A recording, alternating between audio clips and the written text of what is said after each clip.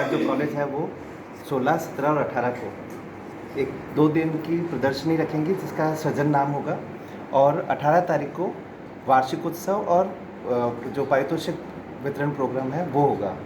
तो इस कार्यक्रम की मतलब पूरी कवरेज हो मीडिया में और पूरे बीकानेर तक ये बात पहुँचे, संभाग तक बात पहुँचे। हमारे वार्षिक समारोह है, उस प्रोग्राम में प्रथम दिन हमने उद्घाटन में विमर्शानंद जी महाराज जो हैं वो पधारेंगे, उनके सानिध्य में उनके कर कमलों द्वारा उसका उद्घाटन होगा।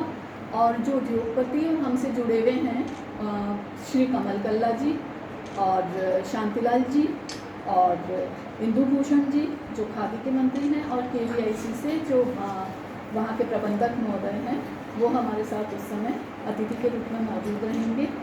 और जो हमारी प्रदर्शनी है वो हमारे यहाँ जो ब्रांचेज है, costume design and dress making and textile design, ये नॉन इंजीनियरिंग ब्रांचेज हैं। और हमारे यहाँ 2 इंजीनियरिंग ब्रांचेज हैं, इलेक्ट्रॉनिक्स एंड इलेक्ट्रॉनिक रोबोटिक्स। उनके द्वारा, उनके बच्चों के द्वारा जो सृजनात्मक उनका कार्य है उसकी प्रदर्शनी हमारे यहाँ पे रहेगी, और वो 2 दिन अवलोकन के लिए सभी के लिए खुली होगी। तो हमें आपका सहयोग अपेक्षित है। और उसके बाद 17 तारीख को हमारे यहाँ कुछ और गेस्ट वगैरह वो उनके लिए टाइम रहेगा। 18 तारीख को हमारा वार्षिक समारोह है जिसमें मुख्य अतिथि हमारे मंत्री महोदय, माननीय मंत्री महोदय श्री BD कल्ला जी होंगे, और गजेंद्र साकला जी भी उसमें अतिथि रहेंगे। तो उस दिन हमारे कॉलेज के जो कुछ प्रोग्राम्स, बच्चों की क्रिएटिविटी है, बच्चों का कल्चरल का जो है वो रहेगा। प्रदर्शनी साथ साथ उन लोगों के लिए 2 दिन तो आम जन के लिए है, और 18 को हमारे जो VIP हैं, जो गेस्ट वगैरह होंगे, उनके लिए हमारी प्रदर्शनी चालू रहेगी। और उसके साथ हमारे यहाँ जो टैलेंट है, चाहे वो एकेडमिक क्षेत्र में है, चाहे स्पोर्ट्स, कल्चरल एंड को करिकुलर एक्टिविटीज़ जो हैं, उसके अंदर पारितोषिक वितरण का भी मंत्री महोदय द्वारा उन छात्राओं को सम्मानित किया जाएगा। गतिविधियाँ हैं जो बच्चों की सृजनात्मकता है उनको दूर दूर तक, बीकानेर के जन जन तक उपलब्ध कराने हेतु आप सभी का हार्दिक स्वागत एवं अभिनंदन है।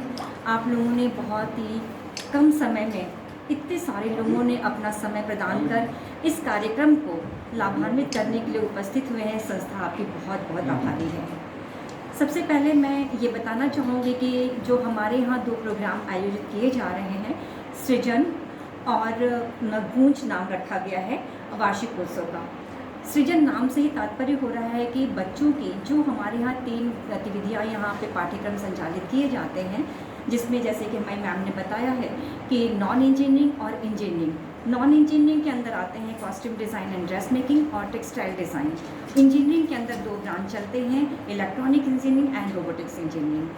तो इसमें जो बच्चियाँ हमारी 3 साल तक अपने कार्य को करती हैं, सृजन करती हैं, उन सभी को बीकानेर की जनता तक पहुंचाने के लिए और लाभार्थियों के लाभान्वित होने के उद्देश्य से ये प्रदर्शित यहाँ पे आयोजित की गई है।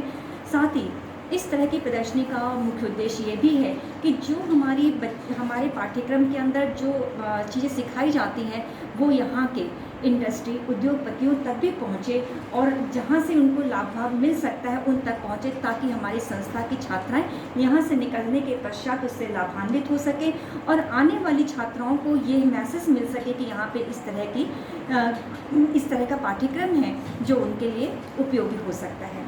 दूसरा, जैसा कि हम लोग सभी ये जानते हैं कि उच्च शिक्षा में 2 तरह की शिक्षाएं होती हैं।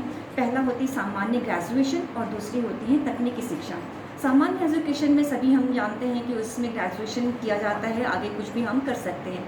तकनीकी शिक्षा के अंदर विशेष तरीके की उनकी तकनीकी के माध्यम से उन्हें कुशल बनाया जाता है, तकनीकी रूप से उन्हें विशेषज्ञ बनाया जाता है। जिस तरह से आजकल हम सभी जानते हैं कि टेक्नोलॉजी का युग है, बिना उससे हम अच्छी जानकारी के हम उससे आगे नहीं बढ़ सकते हैं।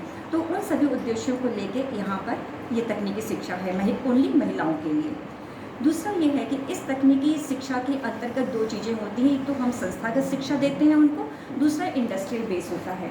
संस्था के अंतर्गत उनको हम बेसिक शिक्षा देते हैं, जो पाठ्यक्रम कैरिकुलम जो बच्चों की पाठ्यक्रम से संबंधित उसके अंदर दी गई है।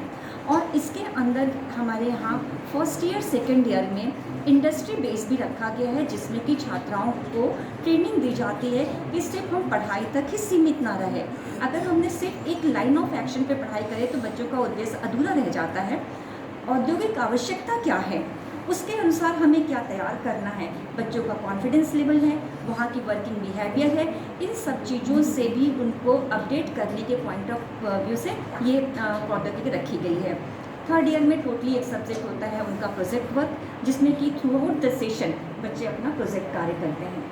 तो जब तक इन सब चीज़ों को बच्चे ग्रहित करने के बाद उसको यूटिलाइज ना करें तब वो बेकार है।